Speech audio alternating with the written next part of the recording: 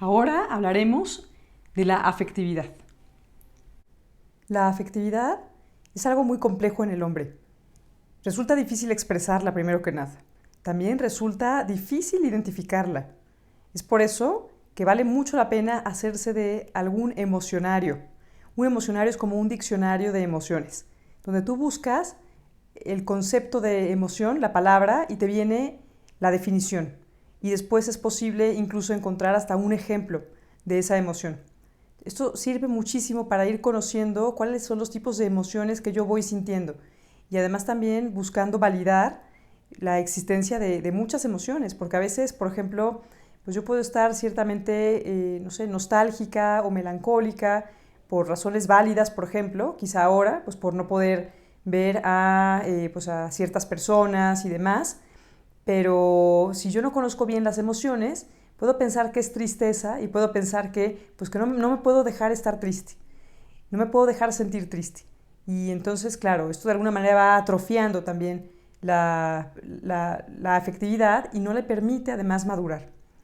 Ahora, es muy importante conocerla justo para poder tener este manejo político del que hablábamos cuando hablábamos del hombre político, de acuerdo a Aristóteles, porque no se le puede del todo obligar a no sentir, ¿no? O sea, finalmente lo propio de la afectividad es el sentir, nada más que pues hay que ayudarle a que pueda canalizar estas emociones de modo positivo, porque sí es una realidad que se puede aprender a identificar las emociones positivas, las emociones negativas, entender que a veces tendremos emociones negativas y también saber de qué manera podemos irle dando el paso a estas emociones negativas para que se puedan ir transformando en emociones positivas.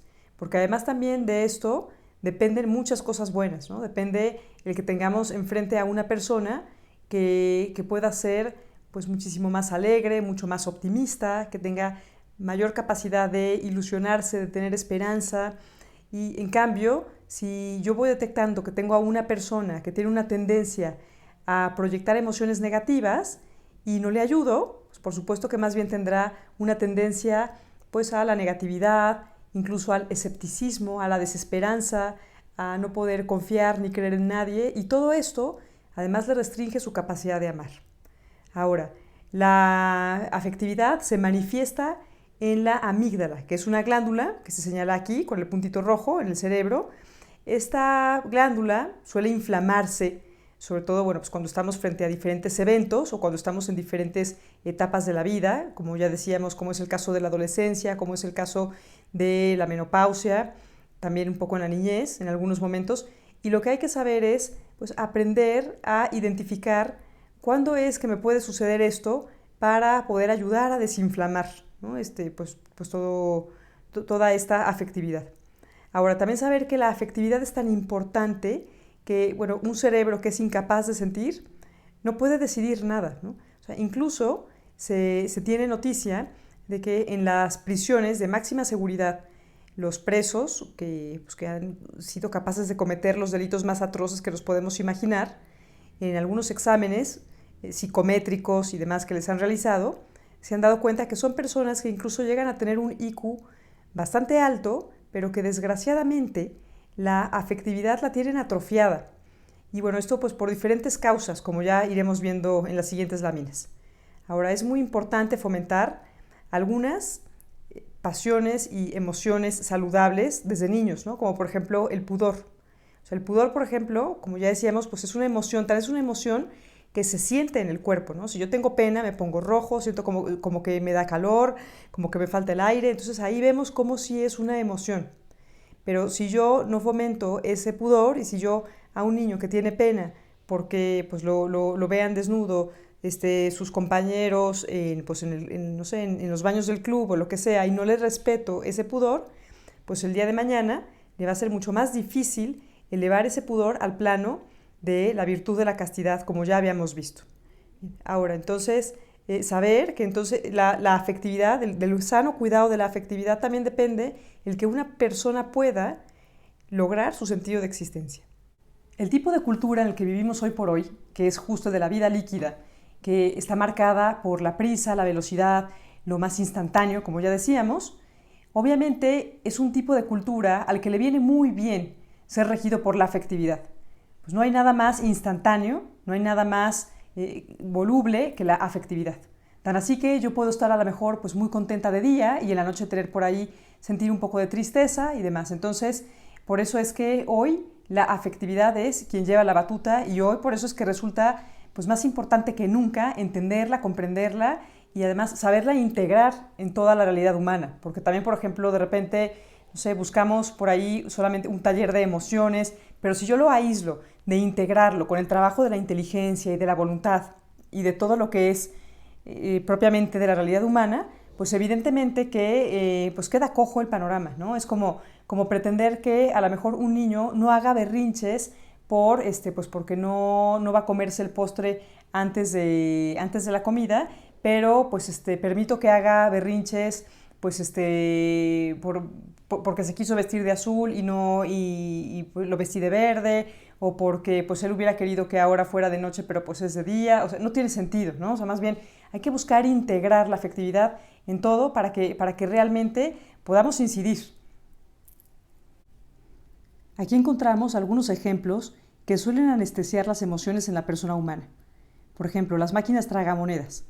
Se dice que suponen un 70% de los 48,000 millones de dólares anuales que se gastan los estadounidenses en los casinos. El ciudadano medio gasta 5 veces más en las tragamonedas que en entradas de cine. En Estados Unidos hay actualmente el doble de máquinas tragamonedas que de cajeros automáticos. Las tarjetas de crédito. No es lo mismo pagar con plástico que con efectivo. George Lowenstein, que es neuroeconomista, dice que la naturaleza de las tarjetas de crédito garantiza que el cerebro queda anestesiado contra el dolor de pagar. La pornografía. Vuelve a las personas más impulsivas, hace que se activen los circuitos emocionales y provoca que sea más fácil gastar.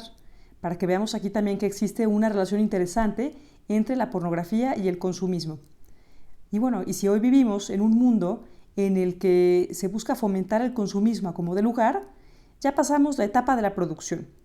Ahora, después de esto, venimos a la etapa del consumismo y ahora vivimos en un consumismo radical, en donde incluso tú ya no compras las cosas porque te hagan falta o porque de veras haya necesidad de sustituir una cosa, unos pantalones por otros, sino que compramos por el arbitrio de la afectividad. O sea, la afectividad es quien marca la batuta de cómo es que hay que comprar y qué es lo que hay que comprar, por ejemplo, como ya lo habíamos mencionado alguna vez. Entonces, es interesante saber cómo, por eso hoy, el comercio de la pornografía pues es uno de los negocios que más reditúan a nivel mundial, justo por esto, porque va ligado con el provocar la necesidad de consumir. Y bueno, otras realidades que anestesian entonces las emociones son justo el consumismo, el materialismo, el hedonismo.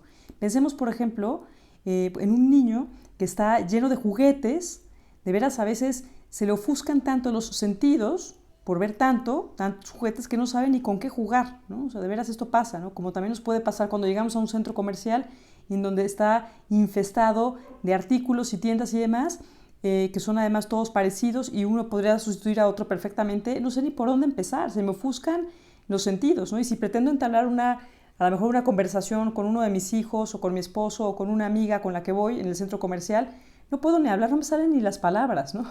Porque tengo ofuscados las emociones y eso también ofusca la razón, por supuesto. Otros ejemplos son el consumo de alcohol en exceso y las drogas. La vida multitask, que incorpora el uso desmedido de tecnología, también ofusca las emociones. Se dice que el cerebro emocional y el racional no puede hacerse cargo de más de 7 cosas a la vez. ¿Y cuántas veces estamos pretendiendo hacer diferentes cosas? No es más, dicen que si tienes un WhatsApp en el que ya tienes pues más de 7 personas en ese chat, ya con eso es suficiente para que nuestra atención tenga que estar concentrada pues solamente en eso, ¿no? Entonces, si estoy haciendo otra cosa distinta, además de verificar ese chat, por supuesto que ya es demasiado. Ahora, la era de los datos. El exceso de información también provoca que el cerebro se pasme, como cuando se pretende ponerle un programa informático nuevo a una máquina vieja. Además, la abundancia de información crea pobreza de atención y de este modo se pierde la posibilidad de comprender la situación y es mucho más fácil también caer en páginas nocivas, por ejemplo. Ahora, la libertad sin responsabilidad. La existencia de normas imperfectas, sin sanción, por ejemplo, que haya, pues se realice un acto que tendría que conllevar una sanción, un castigo, por ejemplo, y que pues ese castigo nunca se le imponga a ese niño en ese colegio o en la casa y demás, pues evidentemente todo esto va llevando a esa persona por la línea de anestesiar sus emociones. También pensar, por ejemplo, pues en todas esas relaciones entre personas en donde no hay una libertad con responsabilidad, como por ejemplo el famoso amigos con derechos, la unión libre y demás. Todo eso también anestesia las emociones. Yo no me doy cuenta de quién tengo enfrente, de que es un sujeto igualmente digno a mí, sino que es muy normal que termine por instrumentalizarlo, por verlo reducido a un objeto.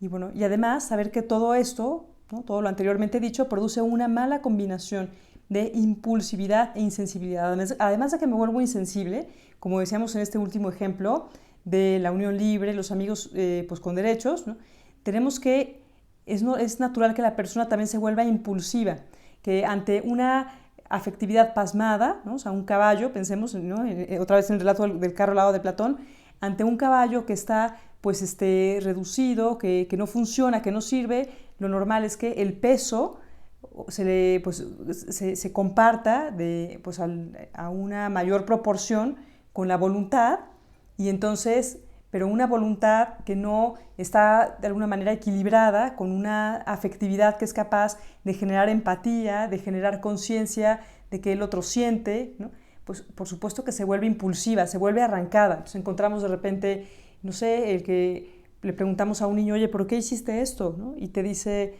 no sé. Bueno, pues justo eso es como el típico ejemplo de impulsividad. ¿Y cuántas veces nos pasa, ¿no? O sea, cuántas veces estamos frente a una pantalla, no sé, queriendo hacer alguna compra por vía electrónica, y de verdad ni siquiera sometemos a consideración de la razón ni de nada, ni siquiera de la afectividad, lo que estoy haciendo, ¿no? Y ya es por mero impulso que genero la compra, ¿no? Entonces, estas cosas por supuesto que pasan, sí, y de ahí que sea tan importante comprender la inteligencia emocional para luego entonces pues aprender a educarla, a formarla y a integrarla. Si leemos por ahí, por ejemplo, a Octavio Paz, ¿no?, El laberinto de la soledad, o también El perfil del hombre y el ciudadano en México, de Samuel Ramos, por ejemplo, que también pues, es una obra que tiene mucha coincidencia con esta de Octavio Paz, podremos ver que dentro de la figura del machismo se contemplaba que la afectividad y el sentir emociones y demás era algo más propio de las mujeres que de los hombres. Pero esto es un error. Al final de cuentas, esto equivale a un desconocimiento de la persona humana, ¿no? La persona humana es un ser que está dotado, como ya decíamos, de una dimensión espiritual, una dimensión corporal, y su dimensión espiritual está dotada de inteligencia, afectividad y voluntad, tanto en la versión de hombre como en la versión de mujer.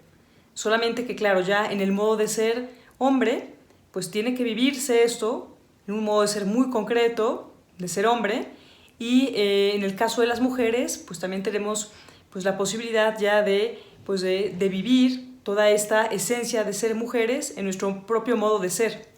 Pero lo que no es válido es pretender amputar o de alguna manera anestesiar pues ninguna de estas facultades, porque sería igual de erróneo que pretender decir, no, pues yo nada más soy espíritu, pero a mi cuerpo no lo voy a tomar en cuenta, o pues mi cuerpo soy yo, pero mi alma no soy yo, ¿no? Esto sería ilógico pensarlo.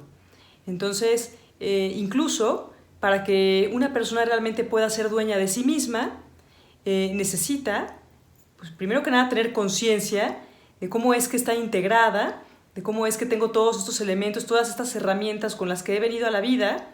Necesito trabajar en ellas, fortalecerlas, hacerlas madurar de tal forma que puedan estar engranadas equilibradamente, positivamente, y que puedan realmente jalarme pues hacia esa misión por la que existo, ¿no? Entonces, pero tanto hombres como mujeres tenemos que tener este cometido. Ahora también saber que esto es algo que se va edificando a lo largo de toda nuestra existencia y que pues no se logra de la noche a la mañana, ¿no? O sea, la educación de la afectividad es algo que además también va unido también a todo ese crecimiento físico, fisiológico del que ya hablábamos, Lo mismo la educación y la formación de la inteligencia, de la voluntad, todo, ¿no? Tenemos que ir teniendo paciencia pues, para ir adquiriendo esto, ¿no? Por eso no pasa nada, pues si un niño, por ejemplo, pues no sabe controlar sus emociones en su niñez o el adolescente, no podemos pretender obligarle a que se comporte como adulto, ¿no? Hay que tener paciencia y además eso, ilusionarlos con que pues, cuando tengan una madurez específica, por supuesto que podrán lograrlo, ¿no? Pero sí saber que solamente aquel que es dueño de sí mismo es capaz de entregarse, es capaz de amar. Una persona que no es dueña de sí, una persona que no tiene capacidad de entender y de buscar integrar esto en su vida, no podrá amar, no podrá entregarse. Hasta ahora hemos hablado acerca de la importancia de formar la inteligencia para poder tener ideas claras, apegadas a la verdad en la medida de lo posible y que nos puedan ayudar a dar pasos firmes y seguros. Hablamos también ya de la afectividad como un gran aliado para la inteligencia, para que podamos querer también aquello que la inteligencia nos presenta como verdadero, pero ahora toca cederle la palabra a otro elemento muy importante que permite que este dictado de la conciencia se vuelva realidad, y este es la voluntad. Para poder educar la voluntad es muy importante tener en cuenta que no es lo mismo un acto que un hábito. Pareciera que es algo que es poca cosa, pero sinceramente de la distinción de estos dos términos dependen cosas grandes en la formación y educación de las personas. Un acto es aquel que se realiza esporádicamente, mientras que un hábito es aquel que se adquiere después de 21 o 28 días de su repetición, dicen los expertos. Por eso es que Aristóteles decía que un hábito es una segunda naturaleza. Es como convertirte en una versión nueva de ti mismo. Pensemos como en estos famosos charms de las pulseras de Pandora. Cuando tú compras una pulsera que es nueva y no tiene ningún charm, es igual que todas las demás. Pero cuando tú vas eligiendo pues diferentes charms para ir decorando tu pulsera, esa pulsera se vuelve única e irrepetible y se va afinando su individualidad y su diferencia con las demás. Lo mismo sucede también con los hábitos, y de ahí que tengamos que también tener cuidado respecto de los hábitos malos, porque un hábito malo lo que hace es afear la existencia humana. Y entonces, mientras que los hábitos buenos la perfeccionan, la humanizan, el vicio la deshumaniza. Sin embargo, no todos los hábitos son de este tipo que pueden llevar a la persona a convertirse en una mejor o peor versión de sí misma. Hay hábitos que son indiferentes respecto a esta contribución a la persona. Por ejemplo, el adoptar alguna posición, alguna manía, por ejemplo, pues de quizá mover un poco la pierna cuando se está sentado o de levantar un poco la ceja. Esos hábitos, al final de cuentas, son indiferentes en cuanto a la humanización o deshumanización de la persona humana. Por eso también es importante distinguir esto. Sin embargo, por ejemplo, también hay algunos hábitos corporales que de mejorarlos me pueden traer buenas consecuencias para mi vida. Por ejemplo, si tengo la costumbre, el hábito de tener una expresión como de enojo en mi cara, si voy buscando cambiar esa expresión, pues por supuesto que voy a tener mejores resultados para mi vida ordinaria. Quizá las personas puedan tener una percepción de mí errónea y creo que valdría la pena que yo pudiera hacer un cambio, por ejemplo, ¿no? Pero bueno, entonces, de aquí también que sea muy importante tener, como bien sabido, por ejemplo, a la hora de educar, si un niño, un adolescente, un joven dice una mentira un día, por ejemplo, sería muy injusto que ya le pusiera una etiqueta de eres un mentiroso, por ejemplo. Para ser mentiroso habría que adquirir ese hábito. Lo que hay que hacer es explicar que justo los actos y tener conciencia sobre ellos es una cosa muy buena, porque nos pueden prender una especie de foco rojo como de ten cuidado, se te puede pegar ese hábito en tu vida y tu naturaleza puede mutar a alguna cosa que no te convendría o por el contrario, ¿no? O sea, podría ser que sí sea positivo para ti y que bien, pues sigue por ahí, ¿no? Entonces, de ahí también otra vez la importancia de hablar del examen de conciencia. El examen de conciencia es justo el escenario que me va a permitir valorar estos actos que yo he ido realizando en mi día a día y en los hábitos también que voy adquiriendo. Entonces, ponerle una etiqueta a una persona por un acto me parece que es injusto. Incluso ponérsela porque haya adquirido un hábito, también es injusto, porque el ser humano es un ser que tiene la posibilidad de humanizarse siempre, ¿no? Ahí tenemos a un San Agustín, que estaba perdido, y su madre, Santa Mónica, nunca perdió la esperanza y la ilusión en que de ahí iba a surgir alguien increíble. Y gracias a eso, en mucha parte, y por, obviamente, bueno, pues por el rezo y demás que por supuesto que sostuvo Santa Mónica, pues fue que San Agustín tuvo un cambio en su vida. Entonces, lo más importante que hay que hacer frente a una persona también que ha adquirido un hábito malo en su vida, incluso, por ejemplo, no sé, el consumo de drogas o alcoholizarse, o cualquier otro hábito, incluso, por ejemplo, el hábito de mentir, ¿no? Pues siempre tenemos que tenerle la paciencia y mandarle un mensaje de esperanza, de yo creo en ti. Quizá tú ya has perdido un poco la esperanza en ti mismo, pero que sepas que yo como mamá o como profesora o como tu tutora o lo que sea, pues conservo la esperanza de que eres capaz de salir de ese atolladero y de convertirte en la mejor versión de ti mismo. Como decíamos cuando veíamos la diferencia entre verdad y posverdad, el actuar humano no puede estar regido por la mera intuición, por el mero sentir, por el mero desear humano, ni siquiera por el mero pensar, sino que necesita tocar base con algo mucho más firme, mucho más sólido, y entonces aquí es en donde podemos hablar de que el universo tiene un orden que es conocido como ley eterna.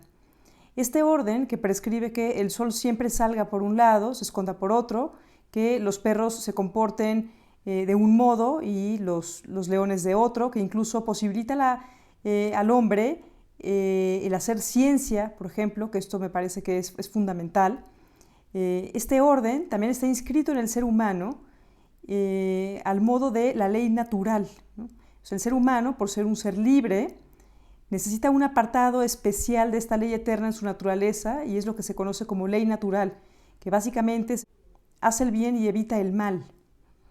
En esta ley natural es donde habrán de inspirarse todas las normatividades humanas, la ética, la moral. Por ejemplo, la moral, una moral que no esté fundada en esta ley natural, que a su vez está colgada de la ley eterna, esta ley creada por Dios, pues sería un moralismo. Y bueno, obviamente, pues todas las disciplinas, ¿no? Todas las disciplinas humanas tienen que tener fundamento en esta ley natural, en esta ley eterna. Y mi libertad, para que realmente sea una libertad como tal, también tiene que tocar base, tiene que sintonizar con esta ley.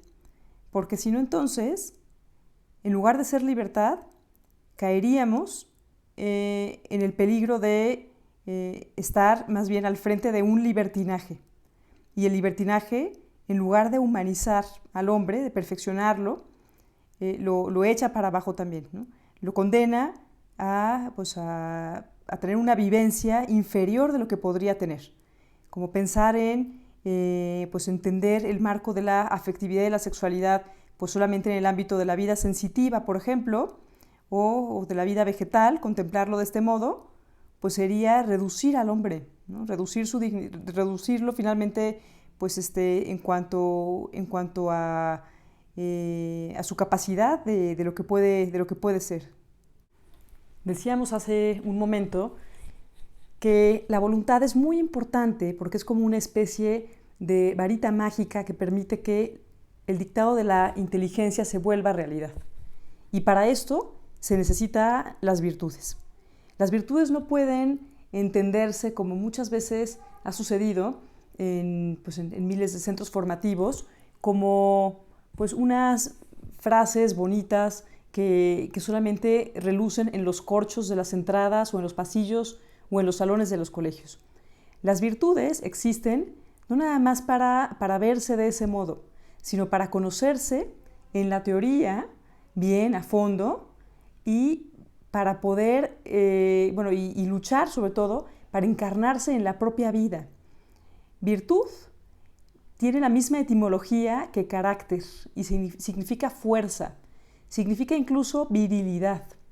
De ahí que sea tan importante que para ser hombre se necesite adquirir virtudes. Otro dato importante es que la voluntad se manifiesta en la corteza orbitofrontal. Es justo, bueno, la zona de la toma de decisiones. Y la voluntad, como decíamos, bueno, pues se va fortaleciendo con la adquisición de virtudes que se van de alguna manera pues, logrando adquirir como tal hasta llegada la primera juventud, que es pues, más o menos a los 16 años, cuando ya la adolescencia va de bajada. Y antes lo que hay que hacer pues más bien es adquirir una serie de hábitos previos a la adquisición de virtudes, ¿no? O sea, por ejemplo, pienso en el caso de un niño. Si yo quiero que un niño adquiera la virtud del orden en la primera juventud, necesito haber consolidado en él ciertos hábitos que predisponen al orden, ¿no? Entonces, de ahí que haya que trabajar mucho en este plano, por ejemplo, y quizá habrá que hacer pues, muchas cuestiones muy repetitivas, mucho en la rutina y demás, pero no es que yo tenga que estar preocupada porque el niño de 3 años, de 4 años o ni siquiera el adolescente todavía haya adquirido la virtud del orden, ¿no? O la virtud de la responsabilidad, la virtud de la puntualidad, entre otras. Y además también es muy normal que en la adolescencia, por ejemplo, haya un desajuste de algunos hábitos que se adquirieron en la niñez, pero no pasa nada. No es que se hayan perdido del todo, ¿no? Sino que ya después, ya que pues todo más o menos va desinflamándose en la afectividad, toda esa inversión en hábitos y en rutina y en muchas cuestiones que nos sirvieron como tierra buena, ¿no? para poder después sembrar la virtud. Por supuesto que van a volver a salir a relucir, ¿no? La verdad es que la etapa de la adolescencia puede verse como un tiempo en el que puedo ver a una persona como echada a perder, como me puede dar dolores de cabeza pensar, pero ¿qué le pasó? Si de niño era tan así o tan asado. Pero la verdad es que tenemos que tener paciencia. Es como cuando se hace un licuado de muchas frutas o verduras en una licuadora, ¿no? Cuando está en la máxima potencia es imposible ver qué tipo de verduras y frutas hay ahí y qué es lo que hay más.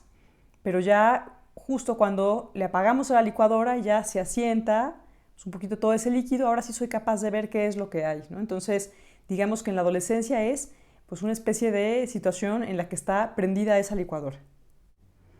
El padre Alejandro Ortega ha establecido este esquema que me parece que es muy útil, es muy pedagógico y que además coincide con las aportaciones en materia de virtudes que han hecho muchos pensadores a lo largo de la historia de la humanidad. Y bueno, justo es interesante ver cómo múltiples pensadores coinciden en que existen dos virtudes fundamentales para poder adquirir ese dominio de uno mismo, ¿no? Para poder llegar a ser hombre político. Y estas dos virtudes fundamentales son la templanza y la humildad.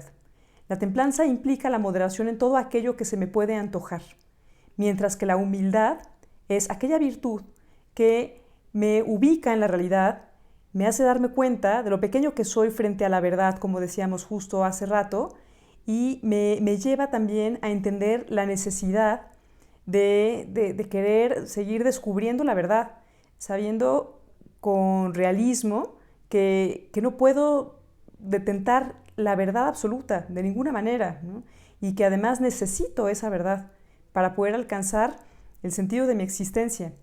Entonces, cuando faltan estas dos virtudes, la verdad es que, pues más bien, puede ser que nuestra afectividad nos tiranice o nuestra voluntad, que caigamos en alguna de estas patologías que ya habíamos dicho, ¿no? Voluntarismo, sentimentalismo, y esto pues no me va a llevar a ese logro de hombre o mujer política que necesito. Ahora, de estas dos grandes ramas, obviamente, bueno, pues salen muchas otras virtudes, pero me parece que el ir entendiendo estas dos primeras, ir trabajando en este plano, pues es una cosa muy buena para poder ir formando en la madurez y en la capacidad de amar. El árbol de las virtudes tiene en su raíz el amor, la libertad, el legítimo reconocimiento, aceptación y amor de la verdad, ¿no? También la inclinación al bien, a la belleza, mientras que el árbol de los vicios, como antítesis, nos representa en su origen, en su raíz, el egoísmo, el libertinaje, la inclinación al mal, en fin, ¿no? A la infelicidad y también, bueno, y justo las dos grandes ramas, antítesis de estas dos virtudes son, por un lado, la sensualidad, en contraposición a la templanza, que es la no moderación en nada, mientras que por contraposición a la humildad está la soberbia, que es justo pues, sentirse superior incluso al discurso de la propia verdad, ¿no? Entonces, pues bueno, me parece que este esquema pues es bastante formativo, ¿no? Sirve para dar pues, más o menos luces acerca de hacia dónde se puede ir dando pasos en el terreno de la virtud. Ahora hablaremos de un principio filosófico básico que es el de la esencia y el accidente. La esencia es aquello que es necesario para que un ser sea lo que es, mientras que el accidente puede no estar y no pasa nada. Como pensar, por ejemplo, en una mesa, la estructura de la mesa, digamos la plataforma de arriba, las cuatro patas son necesarias para que este ser sea una mesa. Pero si la mesa es de plástico, la pinto de verde, le pongo mi nombre encima, escrito con pluma, eso es indiferente, eso es accidental. Eso es muy importante para efectos de poder formar, para poder distinguir lo que es esencial y lo que es accidental. Descomplica mucho la vida. Y para efectos del ser humano también encontramos que existe un principio esencial y otro accidental, como ahora lo vamos a ver. Lo esencial en la persona humana es aquello que nos ha sido dado por naturaleza. El ser humano, por esencia, es persona, pero es una persona que se da en un modo de ser, hombre o mujer. Eso es muy importante entenderlo y también comprender que esto es parte de la esencia, de aquello que no puedo cambiar porque me ha sido dado de este modo.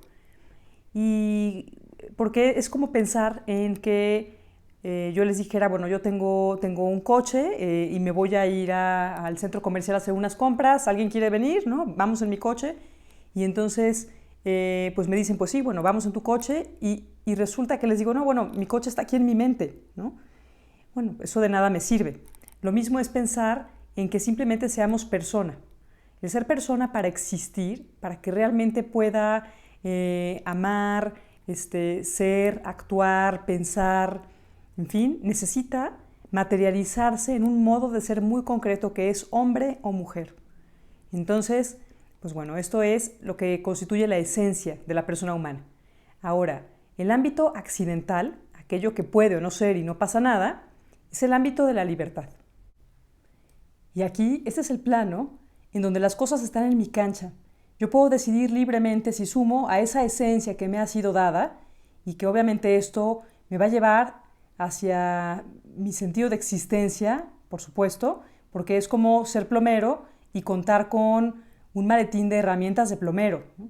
Si yo pretendo de alguna manera pues ser plomero, pero voy por ahí con un maletín de arte, ¿no? De pintura, pues evidentemente que no podré llegar a mucho, ¿no? Entonces, por eso es que mis decisiones, en la medida en la que tomen en cuenta y se cuadren con aquella esencia que me ha sido dada, pues por supuesto que me llevarán a lograr grandes cosas, ¿no? Además, también hay que pensar que esta sociedad, el mismo Dios, cuenta conmigo con esa esencia que me ha sido dada, ¿no? O sea, finalmente esta sociedad cuenta conmigo con el ser mujer, mi familia cuenta conmigo, con mi ser mujer, Dios también, ¿no? Se vale de mí para eso, pues porque estas son las herramientas que me ha dado.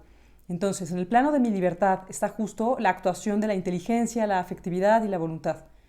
De este modo es que vale la pena por eso formar la inteligencia, la afectividad y la voluntad, ¿no? Como ya lo hemos dicho anteriormente.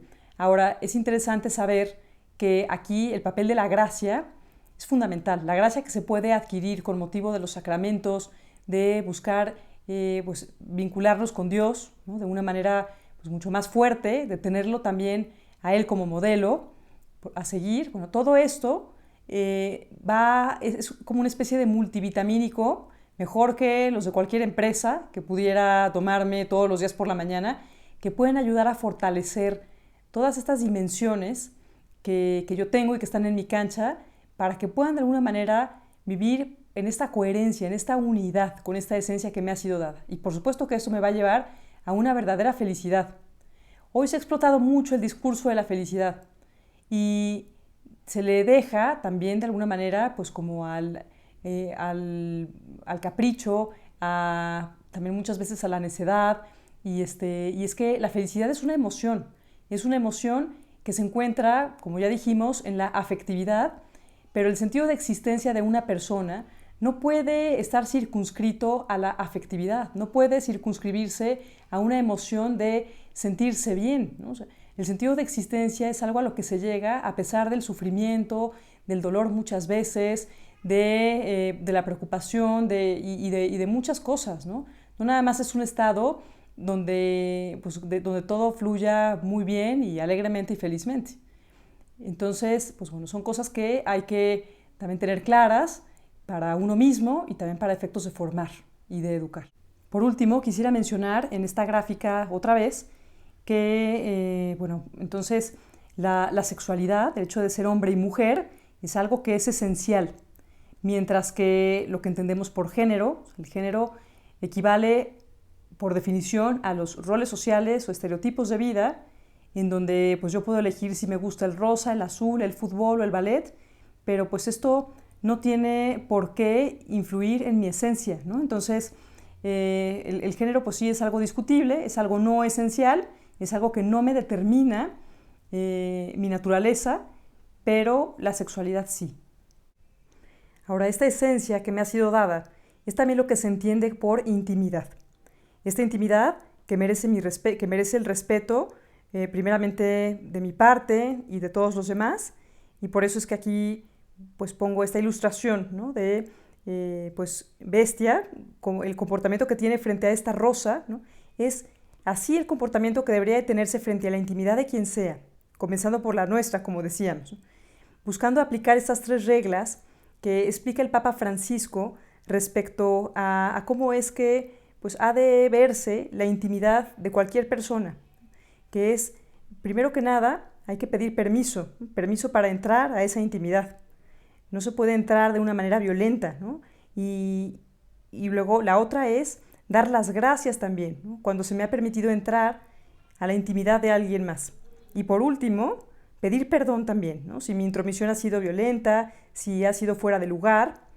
Y bueno, ¿cómo es que se puede formar la intimidad de alguien más? Pues me parece que también para poder educar en el respeto a la propia intimidad corporal, la verdad, si empezamos también por el respeto a la intimidad desde el punto de vista espiritual, sirve muchísimo. Les voy a poner un ejemplo. Es como si de repente uno de mis hijos se sube al coche después del colegio con toda la ronda y entonces yo empiezo a preguntarle, ¿cómo te fue en el examen? Dime cómo te fue en el examen, quiero saber. Pues eso sería entrar a su intimidad de forma violenta, ¿no? Es como arrancarle eso que está en su propia intimidad. En cambio, si me equivoco por algo, en ese sentido también puedo decirle, oye, perdóname por la forma pues, en la que te pregunté en frente de todos, no debía haberlo hecho. Eso también educa la intimidad, por supuesto, también el error educa. Y también dar las gracias, ¿no? Si llega y me platica alguna cosa, alguna preocupación que tiene, algún tema con algún amigo y demás, también he de darle las gracias por compartirme esto. Lo mismo sucede, por ejemplo, con un esposo que acaba de llegar del trabajo, pues lo mismo, ¿no? O sea, preguntarle, oye, ¿quieres platicar del trabajo? Mejor en otro momento, en lugar de, pues platícame cómo te fue, ¿no? Estoy esperando. O sea, esto también es violento. Entonces, si yo de alguna manera comienzo a tratar así a los demás, lo que hago es mandarles un mensaje de reconocimiento de lo valioso que es como persona. Y cuando yo me doy cuenta, por haber sido tratado con delicadeza, de lo valioso que soy, es mucho más fácil que yo pueda también cuidar mi propia intimidad y pueda también respetar la intimidad del otro. No nada más en el plano espiritual, sino también en el plano corporal. Ahora, esta intimidad, como ya decíamos, como somos cuerpo y alma, pues se encuentra no nada más plasmada en la inteligencia, en lo que hay en mi afectividad, en lo que hay en mi voluntad, sino que también pues, tiene su espacio en aquellas partes concretas que son destinadas para la entrega total, ¿no? Como ya pues lo sabemos muy bien con todo ese aprendizaje de saber amar. Al principio de esta clase hablábamos acerca de que Aristóteles explicaba que en todos los tiempos de la historia de la humanidad y también en los de hoy y en los que vendrán después, han existido y existirán 3 tipos de hombres. el hombre político, el hombre pasional, de los que ya hablamos, y por último, ahora sí, quiero explicarles lo que es el hombre sabio, al que también se refería Aristóteles. Estamos hablando de 500 años antes de Cristo, en donde Aristóteles ya por sentido común y lógica sabía que tenía que haber ciertos modelos de personas que de alguna manera dieran ejemplo para poder ser seguidos. Pero claro, para ese entonces pues no había ningún hombre perfecto como el hombre sabio, que Aristóteles lo definía como aquel hombre que es virtuoso por naturaleza, casi libre de pecado, ¿no? No existía el cristianismo en ese entonces, pero era increíble pensar que lo intuía. Y lo que a mí me da mucha satisfacción pensar, ¿no? Es algo que la verdad me llena mucho el corazón, ¿no? También mucho pensar que ese modelo de vida sí haya venido finalmente, ¿no? Y que es Cristo y la Virgen, son los dos modelos de hombre y mujer sabios a los que tenemos que buscar parecernos cada vez más para poder de alguna manera ir logrando esta coherencia de vida, esta unidad entre nuestra parte accidental y nuestra esencia, entre nuestras dos dimensiones, espiritual y corpórea, entre la inteligencia, la afectividad y la voluntad, inteligencia emocional. Y solamente así es que además se nos hará más fácil no nada más amar a los demás, sino incluso también le haremos más fácil a los demás el que nos puedan amar, porque cuando somos de una pieza es mucho más fácil que los otros nos puedan conocer realmente como somos, y entonces les es mucho más fácil amarnos. En cambio, cuando una persona está rota en diferentes partes, no tiene esta unidad, esta congruencia, pues por supuesto que tengo que emplear más tiempo en lo que lo voy conociendo, lo voy tanteando y demás. Me tardo más tiempo en poder amarlo. Para efectos de ir concluyendo ya esta conferencia, me gustaría recordar que si el ser humano ha recibido toda esta esencia y toda esta capacidad de desplegar su libertad a través de la inteligencia, la afectividad y la voluntad, todo este diseño tan increíble que Dios ha hecho para nosotros, pues es para poder amar, no para meternos dentro de nosotros mismos, como si fuéramos ostras, sino que más bien toda nuestra anatomía está hecha para el otro. Tenemos unos brazos para abrazar al otro, unos ojos para mirar al otro, unos oídos para escuchar al otro, de tal forma que solamente podemos encontrar sentido de existencia y podemos realmente toparnos con la felicidad si nos volcamos en el otro. Stephen Covey, en Los 7 hábitos de la gente altamente efectiva, que es todo un bestseller este libro, explica que hay 3 niveles de madurez durante la vida humana. El primero es el de la dependencia, en donde el ser humano depende de manera natural de sus padres, por ejemplo, de sus profesores, de sus tutores, casi para todo. Y en el arte de ir siendo independiente es que va desplegando su madurez. Pero el último estado de madurez no es el de la independencia, sino el de la interdependencia.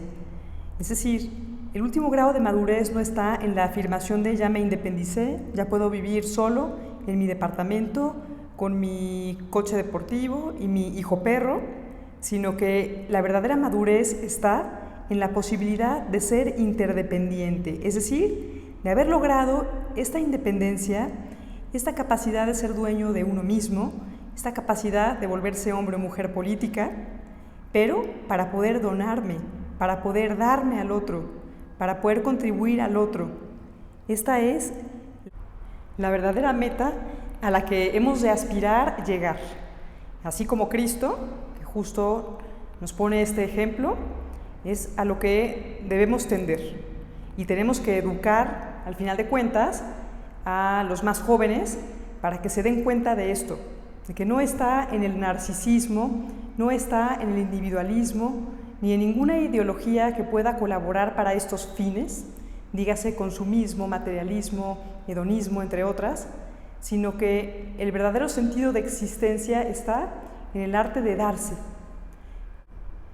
La antropología filosófica es una gran herramienta para ir encontrando argumentos sólidos acerca de quién es la persona, para qué existe, así como cuáles son los diferentes tipos de amor y poder ir encauzando a cualquier persona hacia este reto tan grande que todos tenemos y que sin duda nos va a llevar a la felicidad.